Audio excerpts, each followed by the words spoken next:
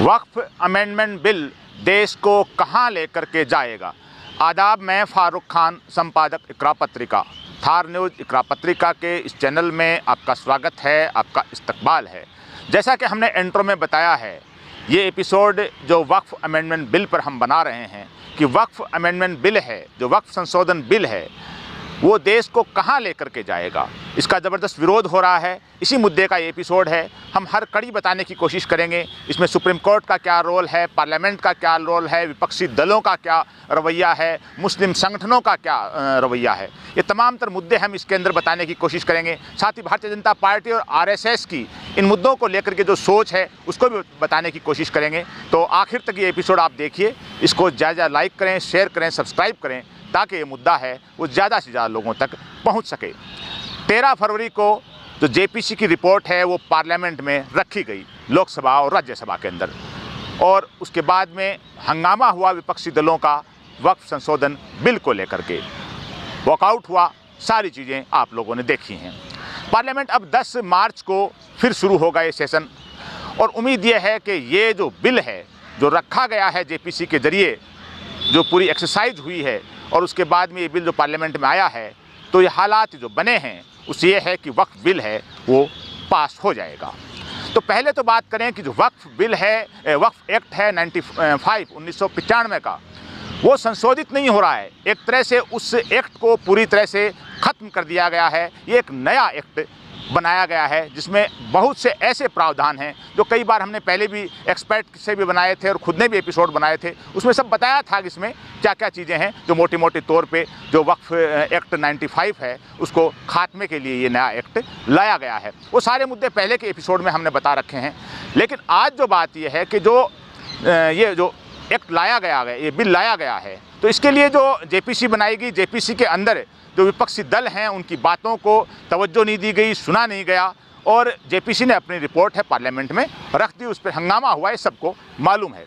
तो पहली बात तो ये है कि जब इस बिल से जिनके लिए लाया जा रहा है वो समुदाय, यानी वक्फ से मुताल्लिक मामला है, तो मुस्लिम समुदाय, वो अगर खुश नहीं है सरकार के इस बिल से, वो विरोध कर रहा है। उसने बड़े पैमाने पर पहले ईमेल अभियान भी चलाए, सारे काम हुए, विरोध प्रदर्शन भी हुए। उसके बावजूद सरकार की इतनी बड़ी जिद क्यों है कि वो वक्फ संशोधन बिल लेकर के आ रही है, यानी जिस समुदाय के लिए ला रही है वो समुदाय ही अगर खुश नहीं है तो वो क्यों ला रही है। अब सरकार की तरफ से जो बात कही जा रही हैं, भारतीय जनता पार्टी की तरफ से जो बात कही जा रही हैं, या ये कहें कि जो आरएसएस की लॉबी है उसकी तरफ से जो बात कही जा रही हैं, वो ये है कि जो बिल आएगा, संशोधित बिल आएगा, ये पास होगा तो उसके बाद मुसलमानों का इससे भला होगा, वक्फ जायदाद का इससे भला होगा।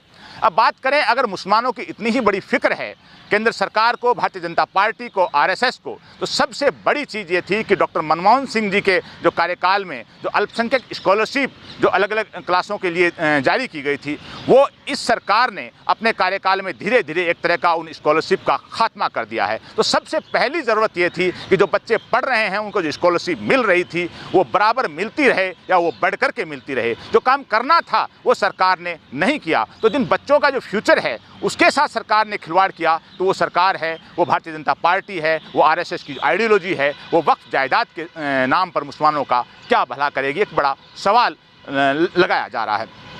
अब जो ये बिल है, ये बिल पूरी तरह से जो संविधान की रूह है उस रूह के खिलाफ है। यानी संविधान के अंदर हर आदमी को अपने धर्म की पालना करना, अपने धार्मिक स्थान हैं वो कानून के मुताबिक उनकी स्थापना करना, अपने धर्म का प्रचार करना, अपनी संस्थाओं को बनाना, उनको चलाना, यह अधिकार संविधान ने दिया है।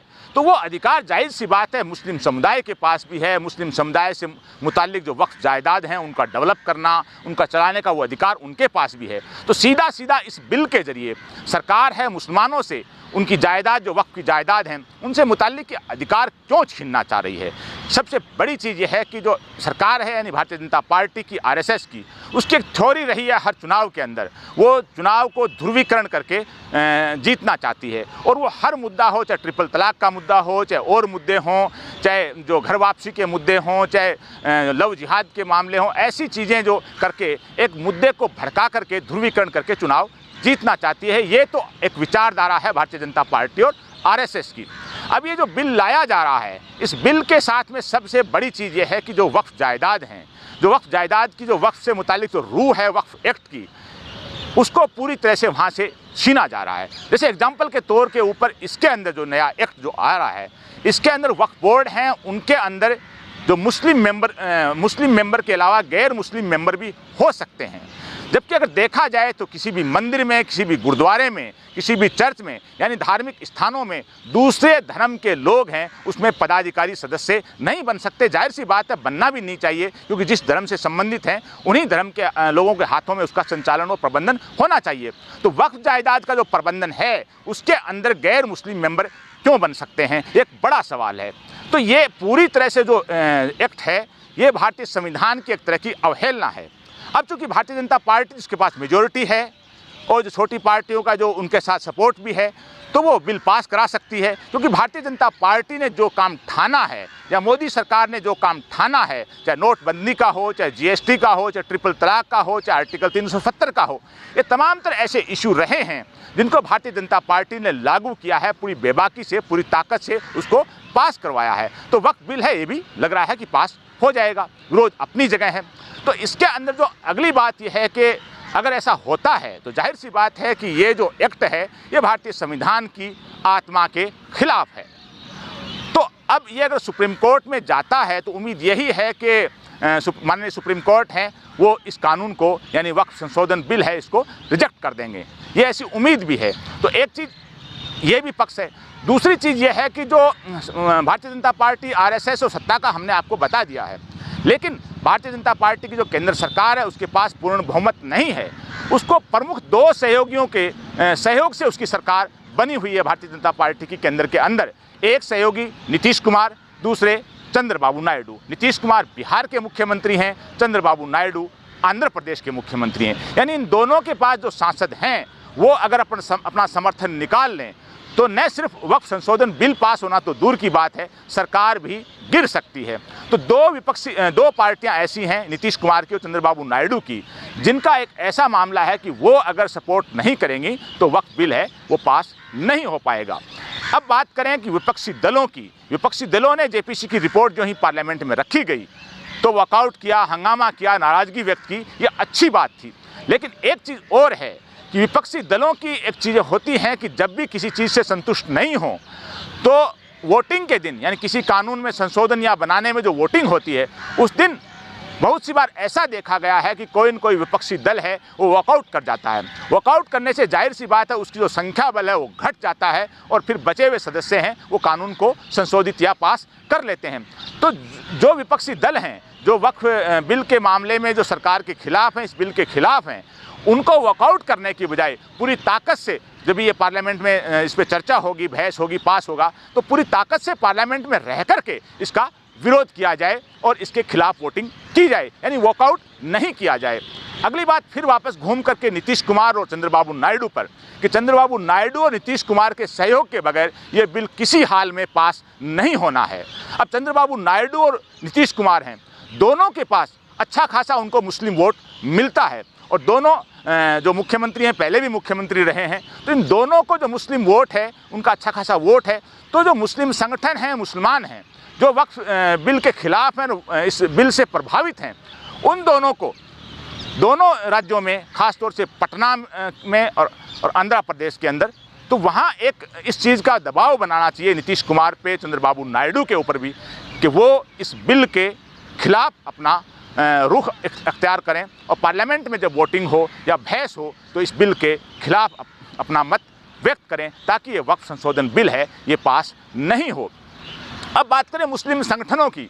मुस्लिम संगठन हर मामले में विरोध प्रदर्शन करते हैं और एक चीज़ है, माफ़ कीजिए, कि इस मुद्दे को लेकर कुछ लोग भड़काना भी चाह रहे हैं, लेकिन भड़काने की बजाय जो कानून सम्मत काम है वो करना चाहिए। लोकतांत्रिक तरीके से, शांतिपूर्ण तरीके से विरोध प्रदर्शन करना चाहिए, क्योंकि अगर आप किसी चीज़ को लोकतांत्रिक और शांतिपूर्वक तरीके से करोगे तो इसका एक वाइड मैसेज जाएगा। अगर आप सोशल मीडिया के जरिए या छोटे मोटे विरोध प्रदर्शन के जरिए या भड़काऊ भाषण के जरिए अगर भड़काने की कोशिश करोगे तो जाहिर सी बात है नुकसान होगा। तो मुस्लिम संगठन हैं, उन्हें जैसे किसान आंदोलन हुआ, किसान आंदोलन लंबे टाइम आंदोलन चला, किसान के लिए जो कानून थे, काले कानून, उनको वापस लिया सरकार ने।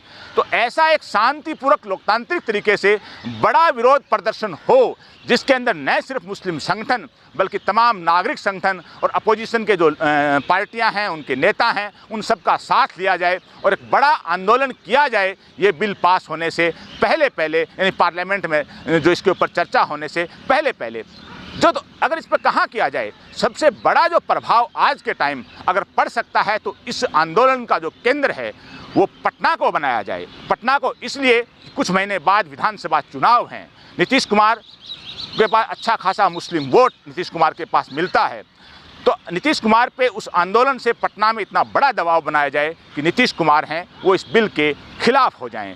इसी तरह से आंध्र प्रदेश के अंदर और तेलंगाना के अंदर विरोध प्रदर्शन किया जाए, जहां कांग्रेस की और चंद्रबाबू नायडू की सरकार आंध्रा में है, कांग्रेस की तेलंगाना में है, वहां ज़बरदस्त दबाव बनाया जाए। तो ये दबाव अगर बनाया जाए ताकि नीतीश कुमार हैं और चंद्रबाबू नायडू हैं वो इस बिल के खिलाफ हों और ये बिल है वो पार्लियामेंट में पास नहीं हो, और इसके अंदर जो जितने भी विरोध प्रदर्शन हैं वो किए जाएं, वो तमाम तरह विरोध प्रदर्शन हैं वो लोकतांत्रिक तरीके से शांतिपूर्वक किए जाएं।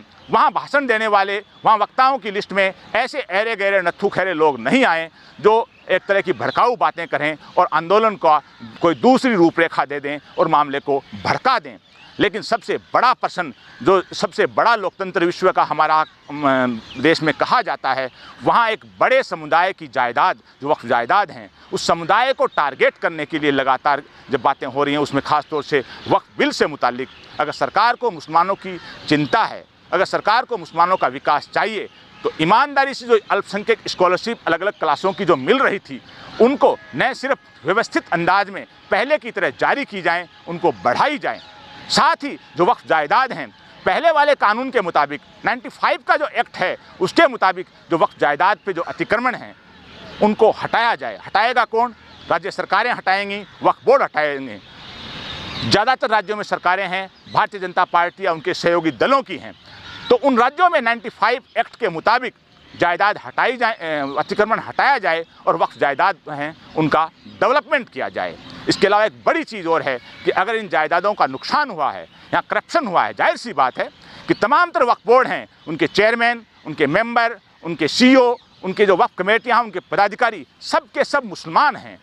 और हम जिम्मेदारी से कह रहे हैं कि हर राज्य में ज़बरदस्त वक्फ जायदादें खुर्द-बुर्द हुई हैं, वक्फ जायदादों का बहुत बड़ा नुकसान हुआ है और वो नुकसान भी इन मुस्लिम पदाधिकारियों के हाथों से हुआ है जो अलग अलग पार्टियों में रहते हैं और वक्फ जायदाद के जिम्मेदार बन जाते हैं और उनका नुकसान करते हैं।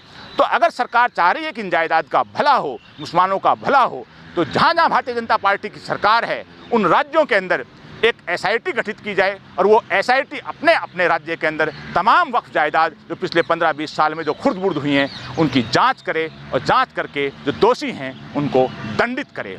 तब तो लगेगा कि हाँ, भारतीय जनता पार्टी की केंद्र सरकार है वो वक्फ जायदाद के मामले में गंभीर है और इनका डेवलपमेंट चाहती है, इनका अतिक्रमण हटाना चाहती है। अब बड़ा सवाल जो भारतीय जनता पार्टी का जो मोर्चा है, अल्पसंख्यक मोर्चा, वो भी वक्फ जायदाद के डेवलपमेंट की बात करता है खुद की सरकारों के दौरान भी और जो दूसरी सरकारें होती हैं तब भी।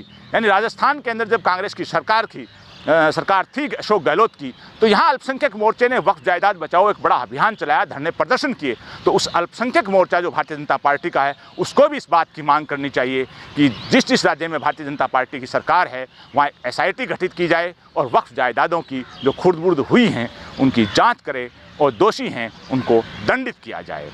आज के इस एपिसोड में बस इतना ही। जय हिंद, जय भारत।